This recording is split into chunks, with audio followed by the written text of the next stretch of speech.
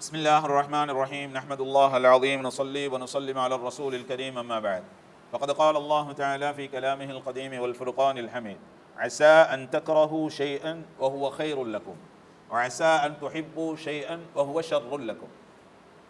அல்லாஹு ஜல்ல ஷானஹு தஆலா நாம் உலகத்தில் சந்திக்கக்கூடிய எல்லா விதமான பிரச்சனைகளுக்கும் அல்லாஹ் பார்க்கக்கூடிய பார்வை வேறு, நாம் பார்க்கக்கூடிய பார்வை வேறு.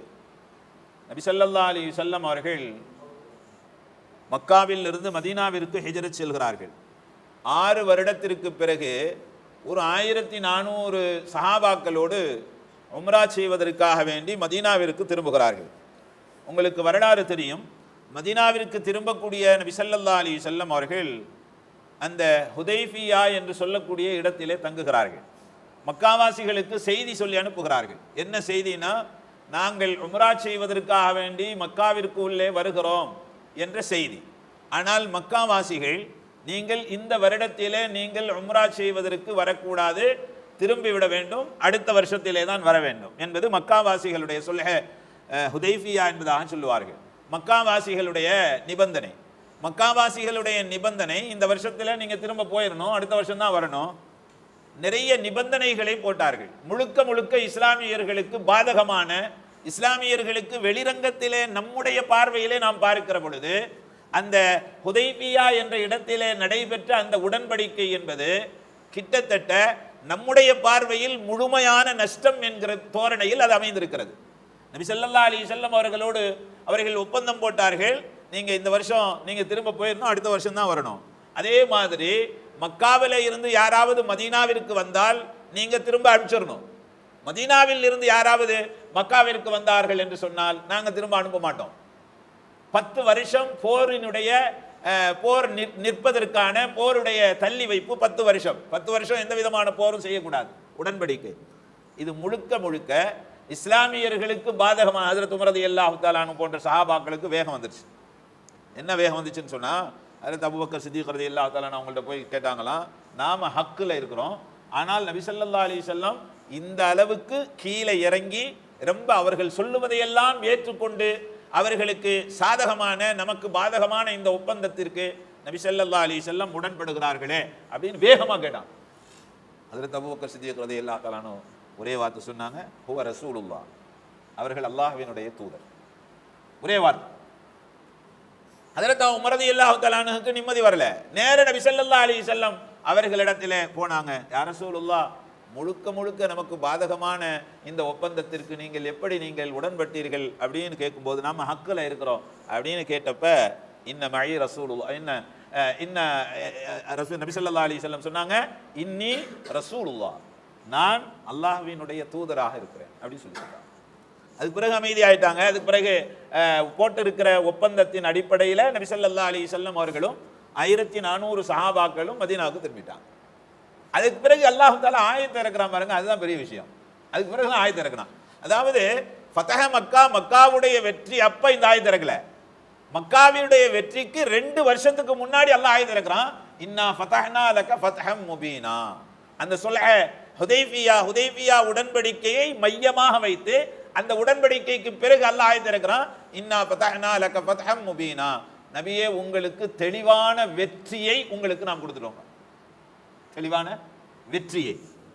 முழுக்க முழுக்க பாதகமாக இருக்கிறது. இமாம் ஷாஃபி ரஹ்மத்துல்லாஹி அலைஹி சொல்லுவாங்க, கடல் இருக்கு இல்லையா, கடல்ல மேல் பகுதியில பிணங்கள் மிதக்கிறது நம்ம கண்ணுக்கு தெரியும். ஆனால் கடலினுடைய அடியில என்ன இருக்கிறது? என்ன இருக்கு? கடலுடைய அடியில முத்து இருக்குது. அது நம்ம கண்களுக்கு தெரியாது. அல்லாஹ் ஜல்ல ஷானஹு தஆலா அந்த ஹுதைபியா உடன்படிக்கைக்கு பிறகு ஆயத்தை இறக்குறான், நபியே, உங்களுக்கு தெளிவான வெற்றியை நாம் கொடுத்துட்டோங்கிறான். தெளிவான வெற்றி உங்களுக்கு கிடைச்சிருச்சு. தோல்வியை வந்து அல்லாஹ் தஆலா வெற்றின்னு சொல்றான். என்ன ஏற்பட்டுச்சு தெரியுமா? 1400 பேரோட உம்ரா செய்ய வந்த நபி ஸல்லல்லாஹு அலைஹி வஸல்லம் அவர்கள் அந்த ஹுதைபியா உடன்படிக்கையின் போது செய்த ஒப்பந்தத்திற்கு பிறகு மக்காவாசிகளுக்கும் மதீனாவாசிகளுக்கும் இடையே இருந்த பகை கொஞ்சம் கொஞ்சமாக அகன்று அந்த மக்களும் இந்த மக்களும் வியாபார ஒப்பந்தம் தான் போட்டாங்கல்ல, வியாபார தொடர்புகள் ஆரம்பிச்சு ஒருவருக்கொருவர் பேச ஆரம்பித்து என்ன ஆனது என்று சொன்னால், ஈமானுடைய அந்த விஷயம் மூர்க்கத்தனமாக முழுக்க முழுக்க இஸ்லாமியர்களுக்கு பாதகமாக போட்ட அந்த ஒப்பந்தத்திலே கலந்து கொண்டவர்களுடைய உள்ளத்தில் எல்லாம் ஈமான் பாய்ந்தது. எந்த அளவுக்கு என்று சொன்னா 1400 பேரோட வந்த நபி ஸல்லல்லாஹு அலைஹி வஸல்லம் 2 வருஷத்துக்கு பிறகு ஃபத்ஹ் மக்காவுக்கு 10,000 சஹாபாக்களோடு வர்றாங்க. 1400 பேராக இருந்தது, எவ்வளவு பேர் ஆச்சு? ஃபத்ஹ் மக்கா, மக்காவினுடைய வெற்றியின் போது 10,000 சஹாபாக்கள் ஆச்சு. அல்லாஹ் தஆலா மேலும் ஒரு வெற்றியை தந்தான்.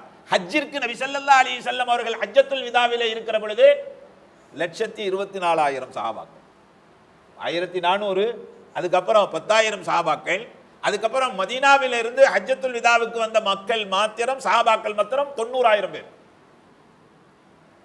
வேற மற்ற பகுதிகளில் இருந்து வந்த சஹாபாக்களை எல்லாம் சேர்த்து பார்த்தா எவ்வளவு ஆச்சுங்க? 1,24,000 பேர். 1400 இருந்தது 10,000 ஆனது, 10,000 இருந்தது 1,24,000 ஆனது. இது அல்லாஹ்வினுடைய பார்வை. நாம் சந்திக்கக்கூடிய பிரச்சனைகளின் போது நாம் பார்க்கக்கூடிய அந்த பார்வை என்பது வேறு, அல்லாஹ் நடத்தாட்டக்கூடிய அந்த செயல்பாடுகள், அல்லாஹ்வினுடைய நாட்டம் என்பது வேறு. இன்னொரு விஷயம் சொன்னா உங்களுக்கு நல்லது. அதான் அல்லாஹ் தஆலா சொல்றான், அஸா அன் தக்ரஹு ஷைஅன் வஹுவ கைருல் லக்கும். நீங்கள் நினைக்கக்கூடிய எத்தனையோ அருவருப்பான தீமையான காரியம் என்பதாக, நமக்கு கெடுதி என்பதாக நீங்கள் நினைக்கக்கூடிய எத்தனையோ விஷயங்கள், அதை அல்லாஹ் உங்களுக்கு கைர் அதிலே வைத்திருக்க கூடும். வஅஸா அன் துஹிப்பு ஷைஅன் வஹுவ ஷர்ருல் லக்கும். நீங்கள் பிரியப்படக்கூடிய எத்தனையோ விஷயங்கள் உங்களுக்கு ஷர்ரானதாக, கெடுதியானதாக இருக்கும், அதை நீங்கள் அறிய மாட்டீர்கள். ஆயிஷா அம்மையார் அவர்கள் ஒரு பயணத்தில் நபி ஸல்லல்லாஹு அலைஹி வஸல்லம் அவர்கள் கூட இருக்கிற பொழுது கழுத்தில் உள்ள மாலை காணா போயிடுச்சுன்னு கேள்விப்பட்டிருக்கோம் இல்லையா? கழுத்தில் உள்ள மாலை, அவர்களுடைய தங்க மாலை காணா போயிடுச்சு அப்படின்னு சொல்லி நம்ம கேள்விப்பட்டிருக்கிறோம். அப்போது நிறைய நபி ஸல்லல்லாஹு அலைஹி வஸல்லம் அவர்களுக்கும் மற்ற ஏனைய சஹாபாக்களுக்கும் இருக்கக்கூடிய உணவுகள் தீர்ந்து போயிடுச்சு. அதே போன்று தண்ணீர், இருந்த தண்ணீர் எல்லாம் தீர்ந்து போயிடுச்சு. எந்த அளவுக்குன்னு சொன்னால் சஹாபா பெருமக்களுக்கு பெரிய சங்கடம், சிரமம் ஏற்பட்டுச்சு. ஒது செய்கிறதுக்கு தண்ணி இல்லை, குளிக்கிறதுக்கு தண்ணி இல்லை, தண்ணீருடைய அந்த தேவைகள், தண்ணீருடைய அந்த அந்த இடத்துல இருந்த தண்ணீர் காலி ஆயிடுச்சு, இவர்கள் இருப்பு வச்சிருந்த தண்ணீரும் காலி ஆயிடுச்சு. ரொம்ப கஷ்டமான சூழ்நிலை. நபி ஸல்லல்லாஹு அலைஹி வஸல்லம் எல்லாரும் பேசுறதை பார்த்துட்டு ஆயிஷா அம்மையார் அவர்களிடத்திலே சொன்னார்கள், இந்த மாதிரி பண்ணிட்டியம்மா அப்படின்னு சொல்லிட்டு ரொம்ப வருத்தத்தோடு தெரிவிச்சாங்க. ஆனால் நம்முடைய பார்வையில் அது நஷ்டமாக தெரிகிறது. தண்ணீருக்காக வேண்டி ரொம்ப கஷ்டப்பட்டாங்க. ஆனால் அல்லாஹ் அதிலே என்ன நலனை வைத்திருந்தான் தெரியுமா? தயம்மத்தினுடைய சட்டம் அந்த நேரத்தில் தான் இறக்கப்பட்டுச்சு. தயமம் செய்து, தண்ணி இல்லைன்னா தயமம் செஞ்சிருக்காங்கிற சட்டம் எப்போ இறங்குச்சு? தங்க மாலை காணா போனதன் மூலமாகத்தான் தண்ணி இல்லைன்னா நீங்க தயமம் செஞ்சுக்குங்க அப்படிங்கிற சட்டம் இறங்குச்சு. அபூபக்கர் சித்திக் ரலியல்லாஹு தஆலா தான் மகளை ரொம்ப கோபமா பேசுனாங்களாம். இந்த தயமத்தினுடைய ஆயத்து, தயமத்தினுடைய சட்டம் இறங்கின உடனே தான் மகளை பார்த்து சொன்னாங்களாம், ஏமா நீ ரொம்ப பரக்கத்தான புள்ளமா அப்படின்னு சொல்லி சொன்னாங்க. யாரு? ஹஜ்ரத் அபூபக்கர் சித்திக். சஹாபா பெருமக்கள் எல்லாம் சொன்னாங்களாம், இந்த அபூபக்கர் சித்திக் ரலியல்லாஹு தஆலா அவங்களுடைய குடும்பத்தின் வழியாகத்தான் இந்த சமுதாயத்திற்கு, இந்த உம்மத்திற்கு தயம்மம் என்று சொல்லக்கூடிய மிகப்பெரிய ஒரு ரஹ்மத்தை அல்லாஹ் தந்தான். பாராட்டுவாங்களாம் சஹாபா பெருமக்கள். அப்போ இது நம்முடைய பார்வையில, சஹாபா பெருமக்களுடைய பார்வையில இது கெடுதியாக தெரிந்திருக்கிறது. தெரிந்தாலும் கூட அல்லாஹ் அதிலே வேறு ஒரு விதமான நாட்டத்தை அல்லாஹ் அதிலே வைத்திருக்கிறான். இப்படி அல்லாஹ் நடத்தாட்டக்கூடிய விஷயங்களிலே நாம் கவனம் செலுத்துகிற பொழுது இதில் ஏதோ அல்லாஹ் நடவு வச்சிருக்கான், ஹைர் அல்ஹம்துலில்லாஹ் அப்படின்னு நாம பயணிக்கும். எல்லாம் அல்லாஹ் ஜல்ல ஷானஹு தஆலா நம்முடைய அறிவு, ஆய்வு, ஆராய்ச்சிகளை விட அல்லாஹ் நடத்தாட்டக்கூடிய அந்த அல்லாஹ்வினுடைய நாட்டத்தை பொருந்தி கொண்டு எல்லா நேரங்களிலேயும் அல்லாஹ்வினுடைய வழிகாட்டுதலின்படி, அல்லாஹ்வினுடைய நாட்டத்தின்படி நடந்து கொள்ளக்கூடிய நல்லடியார்கள் கூட்டத்தில் அல்லாஹ் தஆலா நம்மையும் உங்களையும் ஆக்கியருள் புரிவானாக. வாஹிரு தஅவானா